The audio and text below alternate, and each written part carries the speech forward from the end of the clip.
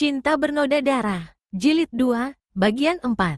Melihat wajah temanmu, nyawamu kuampuni. Lekas pergi dari sini dan tinggalkan temanmu ini untuk menemaniku semalam ini, kata laki-laki jangkung yang bukan lain adalah Sumaboan itu kepada Busin. Dapat dibayangkan betapa marahnya Busin dan Siaeng mendengar kata-kata yang amat menghina ini. Akan tetapi karena berada di atas rumah orang dan mereka merasa telah melanggar aturan, maka ia mempertahankan kesabarannya dan berkata, harap kau suka menahan mulutmu yang lancang. Lebih baik lepaskan adik perempuanku dan kami akan pergi dari tempat ini. Kami bukan maling, hanya tadi kami mengikuti seorang laki-laki berjenggot panjang yang telah merampas barang orang. Nah, kalau kau tuan rumah, maafkan kami dan kembalikan adikku. Mendengar disebutnya laki-laki berjenggot merampas barang, seketika lenyaplah sikap main-main Sumaboan. Ia tidak peduli lagi akan ucapan tentang adik kedua orang ini. Bagus, kalian mata-mata. Sekaligus ia menerjang maju dengan serangan yang dahsyat sekali. Busin dan Siaeng cepat mengelak sambil melompat mundur dan memutar pedang. Akan tetapi pada saat itu dari jendela yang terbuka menyambar angin pukulan yang hebat, yang sekaligus mendorong mereka roboh di atas genteng. Terdengar suara It Gan Kai Ong tertawa bergelak. Kiranya kakek inilah yang mendorongkan tangannya mengirim pukulan jarak jauh dari jendela ke atas genteng. Melihat betapa dua orang muda gemblengan seperti Busin dan Siaeng dapat roboh dengan sekali terkena dorongan angin pukulan, dapat dibayangkan betapa saktinya raja pengemis itu. Busin dan Siaeng kaget bukan main. Tanpa dapat dicegah lagi tubuh mereka terlempar ke bawah genteng, dan biarpun mereka dapat mempergunakan ginkang untuk mengatur keseimbangan badan dan mencegah terbanting, namun sedikitnya mereka tentu akan luka-luka kalau saja tidak ada dua orang yang menyambar tubuh mereka. Ketika mereka memandang, kiranya yang menolong mereka itu adalah suami istri yang dikeroyok di rumah makan pagi tadi.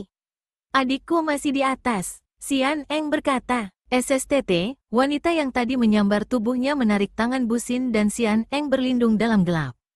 Mereka memandang ke atas dan apa yang tampak di atas membuat Busin dan Siaeng seketika pucat, hati mereka berdebar penuh kengerian. Apa yang tampak oleh mereka? Bukan hanya Sumaboan yang kini berdiri di atas genteng, melainkan ada bayangan kedua, bayangan makhluk yang mengerikan sekali, bukan manusia, bukan binatang melainkan tengkorak memakai pakaian hitam. Muka tengkorak putih dengan sepasang lubang mata hitam besar dan gigi berjajar kacau itu benar-benar amat menyeramkan tertimpa sinar lampu yang menyinar dari pinggir gedung, dari atas diterangi bintang-bintang di langit. Agaknya Sumaboan juga kaget melihat makhluk ini. Terdengar ia berseru keras, "Suhu, Hek Giamlo di sini." Akan tetapi tiba-tiba ia terjengkang di atas genteng dan bayangan muka tengkorak itu berkelebat lenyap dari situ. Sebuah bayangan lain yang gerakannya seperti setan menyambar dari bawah, disusul bentakan It Gan Kai Ong. Hek Giamlo mayat busuk, jangan lari kau. Sumaboan tidak terluka hebat. Dia merangkak bangun dan berdiri lagi di atas genteng, meraba bajunya dan dengan suara marah ia berseru, celaka. Hek Giamlo keparat, surat itu diambilnya. Bagaimana, Kongcu? Apa yang terjadi? Kini bayangan si jenggot panjang yang naik ke atas genteng. Celaka. Kita tertipu, kata Sumaboan. Tadinya dua orang bocah itu menuduh kita menangkap adiknya. Ketika mereka dijatuhkan suhu, tahu-tahu muncul Hek Giamlo. Ia tidak berkata apa-apa, tapi aku didorong roboh. Ketika suhu muncul ia melarikan diri, kini dikejar suhu. Akan tetapi surat itu tidak ada lagi di dalam saku bajuku. Lihat, bajuku robek, siapa lagi yang mampu merampasnya secara begini kalau bukan Hek Giamlo? Wah, sial betul. Tapi, tak usah khawatir, Kongcu. Kalau Ong Ya sudah mengejarnya, masa tidak akan dapat merampasnya kembali? Belum tentu, belum tentu. Sumaboan menggeleng kepalanya. Dia lihai sekali. Heran aku, siapakah dua orang bocah tadi? Apakah kaki tangan orang hitam? Sambil bersungut-sungut dan menyumpah-nyumpah Sumaboan melompat turun dan masuk ke dalam gedung, diikuti oleh si jenggot panjang Ciokam. Sebentar saja para pelayan menyambutnya. Keadaan menjadi ribut karena orang-orang mendengar tentang penyerbuan musuh di atas genteng. Akan tetapi Sumaboan membentak, tidak ada apa-apa, mundur semua. Pelayan-pelayan itu, kecuali selirnya yang melayani minum, mundur ketakutan, kembali ke tempat masing-masing. Suami istri bersama Busin dan Siaeng yang bersembunyi melihat semua itu. Busin dan adiknya amat bingung memikirkan Linlin, akan tetapi laki-laki itu berkata, adikmu tidak berada di dalam gedung. Tadi kami melihat dia di bawah lari Seng Jin. Lebih baik kalian lekas pergi dari sini, amat berbahaya di sini. Kami berterima kasih bahwa kalian sudah menaruh perhatian akan urusan kami. Biarpun kalian anak-anak keluarga Kam, tidak percuma kalian menjadi orang-orang dari wilayah Hohan. Nah, kita berpisah di sini. Nanti dulu, Bu Xin mencegah. Siapakah Seng Jin yang membawa adik kami? Dan siapa kalian ini? Urusan apakah yang menimbulkan semua keributan ini? Wanita itu yang menjawab kini, tersenyum duka, dituturkan tidak ada gunanya, juga tidak ada waktu. Kau takkan mengerti, orang muda. Tentang adikmu, dia tadi dibawa Kim Lun Seng Jin, seorang sakti yang aneh. Percuma kau mencarinya, tak mungkin mengikuti jejak seorang seperti Kim Lun Seng Jin. Tentang kami, cukup kau ketahui bahwa kami adalah orang-orang Hohan dan bekerja untuk kerajaan Hohan. Selamat tinggal, jangan lama-lama berada di sini, pergi cepat. Berbahaya. Setelah berkata demikian, suami istri itu berkelebat dan menghilang di dalam gelap. Bu Xin dan Xian Eng saling pandang. Mereka bingung sekali memikirkan tentang diri Lin Lin. Akan tetapi mereka pun tahu bahwa kepandaian mereka masih jauh daripada cukup untuk dapat mencari Lin Lin yang katanya dibawa lari Kim Lun Seng Jin. Sedangkan menghadapi si jenggot panjang dan orang muda jangkung di dalam gedung ini saja sudah terlalu berat bagi mereka, apalagi It Gan Kai Ong ada di situ. Tidak ada jalan lain bagi Bu Xin dan adiknya kecuali segera menyelinap pergi dari tempat itu, lari keluar menyelinap-nyelinap di dalam kegelapan malam. Dengan hati pepat dan gelisah mereka kembali ke kamar rumah penginapan dan alangkah heran akan tetapi juga lega hati mereka ketika mereka melihat tulisan Lin Lin di atas meja, tulisan dalam sebuah kertas berlipat yang singkat saja. Sinko dan Eng Cici, terpaksa aku pergi dulu berpisah dengan kalian. Kakek gundul yang menolongku memaksa aku ikut dia sendiri saja. Akan tetapi dia baik dan bilang bahwa dia dapat membawaku ke tempat pembunuh orang tua kita. Sampai jumpa pula, Lin Lin. Bu Xin menarik napas panjang, lega hatinya. Tentu yang dimaksudkan di dalam surat, yang disebut oleh Lin Lin, kakek gundul, itu adalah Kim Lun Seng Jin yang tadi diceritakan oleh suami istri dari Hohan. Ia tersenyum geli. Kakek gundul yang bernama Kim Lun Seng Jin boleh saja disebut aneh. Akan tetapi kakek itu akan ketemu batunya kalau melakukan perjalanan bersama Lin Lin. Adik angkatnya ini kadang-kadang mempunyai perangai yang luar biasa sekali, sukar dikendalikan, aneh dan tentu kakek gundul itu akan menjadi banyak pusing olehnya. Dia diberi petunjuk orang sakti akan jejak musuh besar kita, itu baik sekali. Mudah-mudahan dia berhasil dan selamat, katanya sambil merobek-robek surat itu. Kita sendiri bagaimana, Sinko? Kemana kita harus mencari atau mengikuti Lin Lin? Dia sendiri saja kalau sudah minggat mana kita mampu mengejarnya, apalagi sekarang bersama seorang sakti. Kita tidak perlu mencarinya, kita melanjutkan perjalanan ke kota raja. Agaknya akan lebih baik kalau kita mencari kakak Busong lebih dulu, karena sebagai seorang yang lama tinggal di kota raja, tentu dia mempunyai banyak pengalaman dan akan dapat memberi petunjuk kepada kita.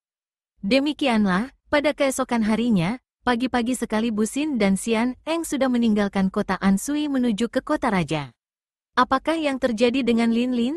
Gadis remaja ini mengalami hal yang amat luar biasa. Seperti kita ketahui, ketika Bu Xin dan Xian Eng mengintai ke dalam ruangan gedung itu dengan cara menggantungkan kaki dengan kepala di bawah, Lin Lin berjongkok di atas genteng sambil melihat kedua saudaranya itu.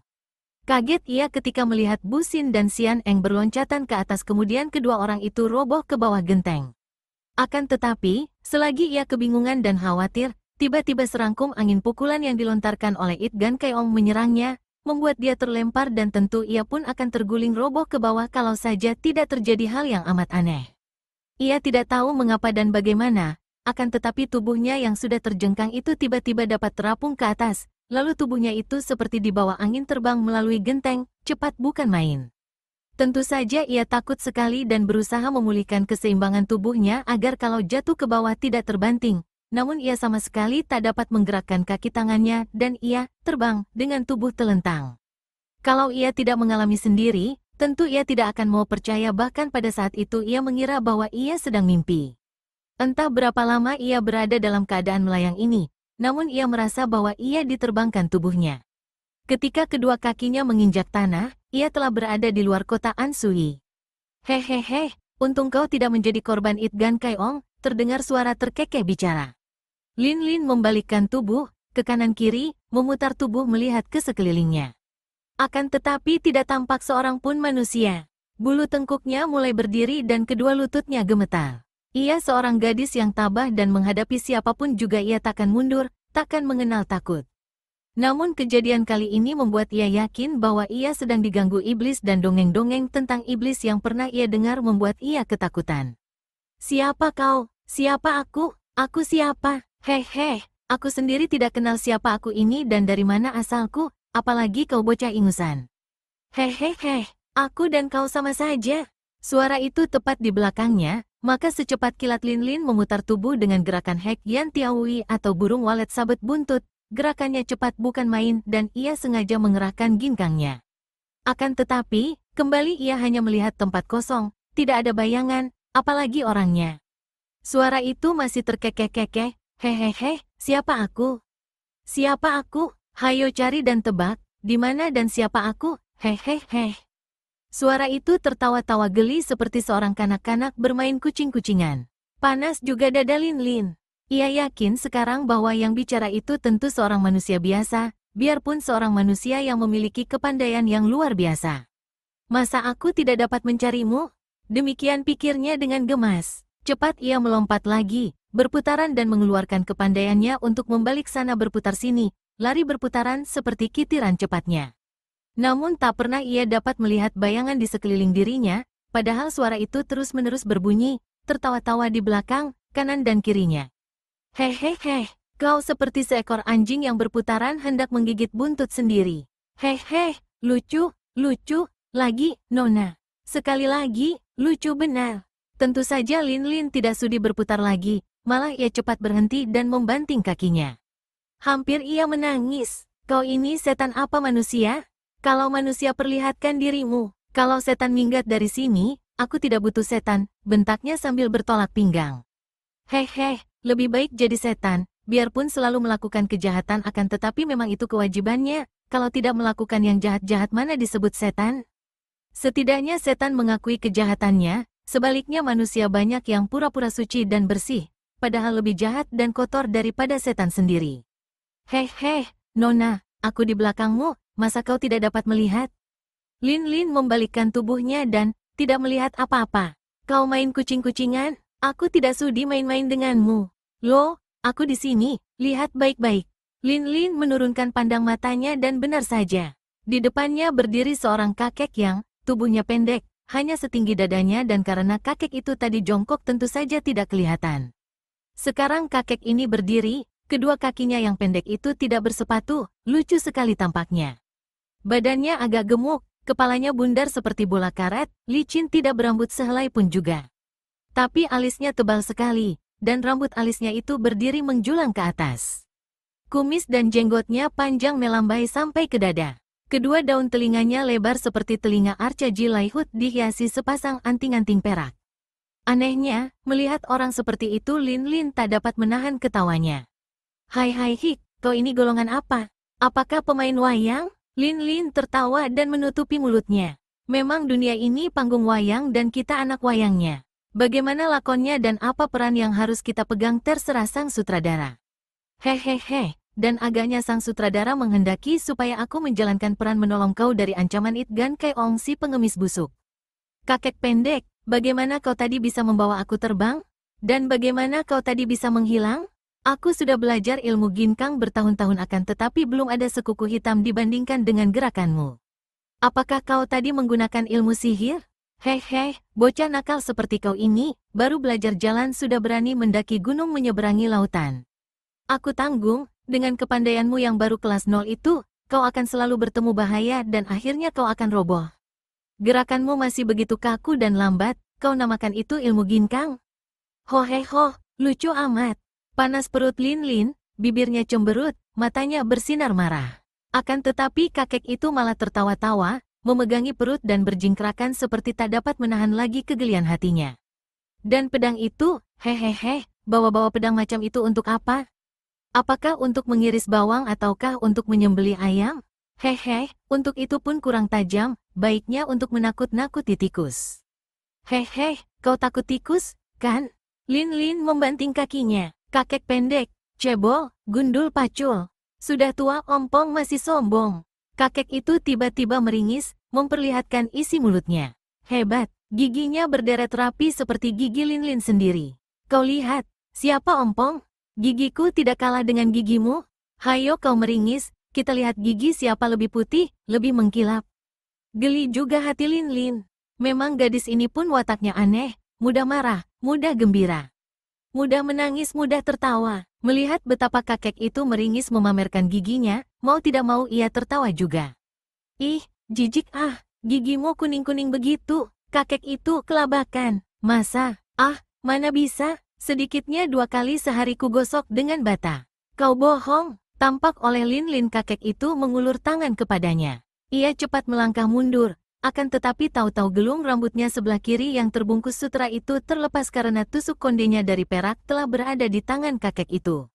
Untuk apa kakek itu merampas tusuk kondenya? Untuk bercermin. Bunga perak pada tusuk konde itu sebesar kuku jari dan kakek itu berusaha untuk bercermin memeriksa giginya dari pantulan sinar bintang yang menimpa bunga perak. Tentu saja hasilnya sia-sia. Diam-diam Linlin terkejut bukan main. Bagaimana kakek itu dapat merampas tusuk kondenya sedemikian cepatnya sehingga sama sekali tidak terasa olehnya? Terang bahwa kakek ini memiliki kesaktian yang hebat. Kalau saja mau menurunkan kepandaian itu kepadanya.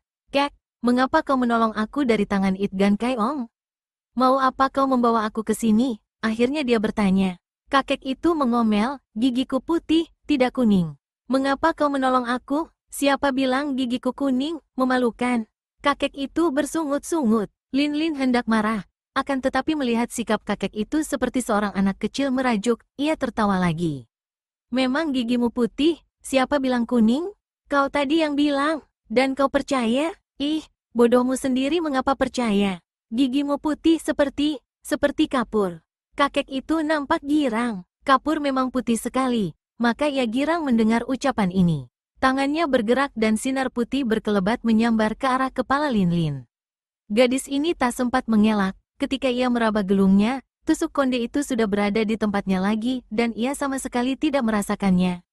Makin kagum hatinya. Kek, kenapa kau menolongku dan mau apa kau membawa aku ke sini? Karena kau cantik, seperti anakku dahulu. Rasa haru sejenak menyelinap di hati Linlin. Di mana anakmu, Kek? Di mana? Di mana? Ya, sang sutradara sudah lama membebaskannya daripada tugas di panggung wayang. Dia tidak main lagi. Makin terharu hati Linlin. Anakmu sudah mati? Kakek itu tidak menjawab, melainkan tertawa lagi. Kau gadis bangsaku, hehe, tak salah lagi. Karena itu aku suka kepadamu. Aku menolongmu dan kalau kau mau, biar ku beri bekal padamu agar kelak tidak ada orang berani menghinamu. Aku bangsamu? Bangsa apa, Kek? Lihat hidungmu, cobakan sama dengan hidungku. Juga gigimu, sama dengan gigiku. Kau bangsa hitan, tidak salah lagi. Otomatis, terpengaruh oleh ucapan itu, Linlin memandang ujung hidungnya. Tentu saja, biarpun kedua matanya sampai juling ke tengah semua, tetap saja ia tidak berhasil memandang hidungnya sendiri. Apalagi memandang giginya, betapapun juga, ucapan ini menusuk perasaannya, membuat jantungnya berdebar tegang. Dia terang bukan anak keluarga Kam karena ia hanya anak pungut. Ayahnya atau siapapun juga tidak pernah memberitahu kepadanya, siapa gerangan ayah ibunya yang sejati. Karena ini pula ia amat ingin bertemu dengan Busong, anak sulung ayah angkatnya itu karena ia menduga bahwa Busong tentu tahu akan hal dirinya. Sekarang mendengar kakek ini menyatakan bahwa dia bangsa hitan, biarpun ia tidak bisa percaya dan tidak mau percaya, hatinya berdebar juga. Akan tetapi, yang paling menggirangkan hatinya adalah pernyataan kakek itu hendak memberinya bekal kepandaian. Kau betul-betul hendak mengajarku ilmu kepandaian, Kek? Wah, terima kasih sebelumnya. Aku amat membutuhkan itu, untuk mengalahkan musuh besarku. Hehe, tiada musuh besar di dunia ini yang lebih besar daripada nafsu sendiri. Siapa musuh besarmu? Sayang, aku sendiri tidak tahu, Kek. Linlin menggeleng kepalanya. Ayah angkat dan sekeluarganya dibunuh orang yang tidak dikenal. Ibu angkatku hanya meninggalkan ucapan terakhir bahwa musuh besar itu bersuling. Tiba-tiba kakek itu melompat tinggi sekali, lenyap dari depan Linlin. Ketika Linlin mendongak dan hendak memanggil, tubuh pendek itu melayang turun dari atas dan sudah berdiri di depannya lagi. Suling emas. Suling emas membunuh orang tuamu? Siapa orang tuamu? Orang tua angkat, Kek. Ayah angkatku namanya Kam Siek. Hahaha, Kam Siek Jenderal Hohan. Kau kenal ayah angkatku, Kek? Kakek itu menggeleng kepalanya. Alisnya yang amat tebal itu berkerut dan bergerak-gerak. Bibirnya juga bergerak-gerak, lalu terdengar kata-katanya. Aneh tapi nyata, mungkin sekali suling emas. Jantung Lin Lin berdegupan. Apa, musuh besarku betul suling emas itu, Kek? Kau tahu di mana dia? Kalau betul dia, akan kuajak bertanding mengadu nyawa. Seketika kakek itu memandang kepadanya seperti terkejut. Kemudian ia tertawa terkekeh-kekeh sambil memegangi perutnya, terbungkuk-bungkuk saking kerasnya ia tertawa. Lin Lin marah. Apa yang lucu? Jangan mentertawai aku, Kek. Tak enak melihat kau tertawa, gigimu kuning. Seketika kakek itu berhenti tertawa. Apa kau bilang? Gigiku putih seperti kapur, kata Lin Lin tersenyum. Nah, jangan tertawa saja. Apa sih yang lucu? Kau hendak bertanding dengan suling emas? Aha, biar kau peras dan kuras habis kepandaianmu, belum tentu kau bisa menang. Tidak peduli, aku akan menemuinya. Bawa aku kepadanya, Kek, dan kau tentu suka membantuku kalau aku kalah. Kan hidung dan gigi kita sama, bukan? Betul, betul, kita sebangsa, sesuku, aku akan bantu kau. Awas dia kalau berani ganggu kau. Senang hati Lin Lin, ia berhutang budi kepada keluarga Kam, dan jalan satu-satunya untuk membalas budi, hanyalah membalaskan dendam keluarga itu. Tapi aku tidak bisa meninggalkan kedua kakakku begitu saja, Kek. Mereka tentu akan gelisah dan mencariku kemana-mana. Kalau Jenderal Kam ayah angkatmu, mereka tentu saudara-saudara angkat pula, bukan? Kenapa repot-repot? Ih, jangan gitu, Kek. Biarpun saudara angkat mereka itu baik sekali kepadaku, seperti kepada adik kandung sendiri. Baiklah, mari kau bonceng di punggungku, kita meninggalkan pesan di kamar mereka. Lin Lin maklum bahwa kakek itu adalah seorang yang sakti, aneh, dan sikapnya masih kekanak-kanakan. Tanpa ragu-ragu dan sungkan-sungkan lagi ia lalu melompat ke punggung kakek itu dan di saat berikutnya ia harus memegang pundak kakek itu kuat-kuat karena tubuhnya segera melayang seperti terbang cepatnya. Setelah menulis sepucuk surat untuk Bu Xin dan Xian Eng, Lin Lin lalu pergi keluar kota Ansui bersama kakek itu. Mereka kini berjalan dan bercakap-cakap. Lin Lin disuruh mengerahkan kepandaiannya, akan tetapi ia melihat betapa kakek pendek itu berjalan seenaknya saja di sebelahnya akan tetapi tak pernah tertinggal. Kalau merayap seperti keong begini, kapan bisa sampai di sana? Kakek itu bersungut-sungut. Kau maksudkan sampai di tempat suling emas, Kek? Di mana lagi? Bukankah kita mencari dia? Tapi kau harus belajar ilmu pukulan lebih dulu untuk menghadapinya. Mari. Kakek itu menyambar tangan Lin Lin dan tiba-tiba Lin Lin merasa betapa larinya menjadi cepat bukan main, 2 kali lebih cepat daripada biasanya. Menjelang pagi mereka berhenti di sebelah hutan yang kecil tapi amat indah. Bermacam bunga memenuhi hutan. Musim semi kali ini benar-benar telah merata sampai di hutan-hutan dan membiarkan 1001 macam bunga berkembang amat indahnya. Heh, bagus di sini. Kita main-main di sini. Kakek itu cepat sekali memilin akar-akar pohon menjadi tambang dan beberapa menit kemudian ia sudah berayun-ayun, duduk di atas sepotong kayu yang diikat dan digantung oleh 2 helai tambang pada cabang pohon. Persis seperti anak kecil main ayun-ayunan. Melihat kakek itu main ayunan sambil tertawa-tawa gembira, Lin Lin menegur, Kek, katanya hendak mengajar ilmu kepadaku. Aku sedang mengajarmu sekarang, kau lihat baik-baik. Lin Lin mengerutkan alisnya. Celaka sekali. Kakek ini selalu main-main.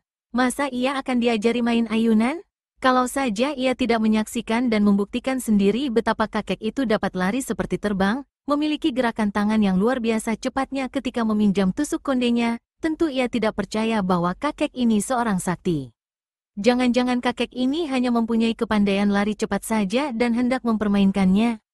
Betulkah dia orang sakti? Kenapa begini? Tidak bersepatu, pakai anting-anting seperti perempuan, dan wataknya seperti anak kecil. Kek, kau ini sebenarnya siapakah? Namamu saja aku belum tahu. Hehe, aku pun belum tahu namamu. Apa sih artinya nama? Waktu lahir kita tidak membawa nama, kan? Lin Lin tidak mau pedulikan lagi filsafat yang aneh-aneh dari kakek itu. Kek, namaku Lin, Seku tentu saja. Lin Lin hendak mengatakan, Kam, akan tetapi kakek itu sudah mendahuluinya. Tidak ada karena kau bukan si Kam.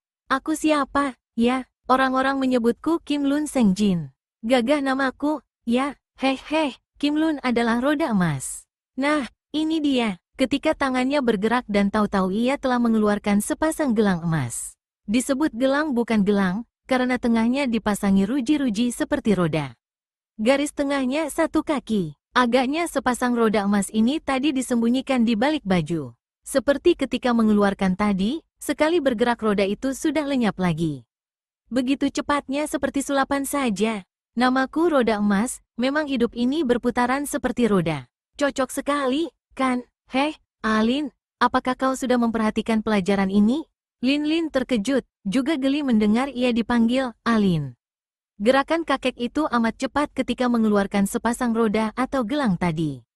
Akan tetapi apakah benda-benda itu merupakan senjata? Andai kata dijadikan senjata, tadi pun tidak dimainkan. Kakek itu tiada hentinya berayun, bagaimana bisa bilang memberi pelajaran? Pelajaran yang mana, kek? Heh, hidung dan gigimu bagus, 100% hitam, tapi otakmu sudah ditulari kebodohan orang kota. Lihat baik-baik, Lin melihat baik-baik. Baru sekarang ia mendapat kenyataan bahwa kakek itu bukanlah berayun sembarang berayun. Tubuhnya sama sekali tidak tampak bergerak, kakinya tidak dipakai mengayun, akan tetapi tambang itu terus berayun seperti ada yang mendorong. Anehnya, kadang-kadang ayunan itu terhenti di tengah jalan, baik sedang terayun ke belakang maupun sedang terayun ke depan.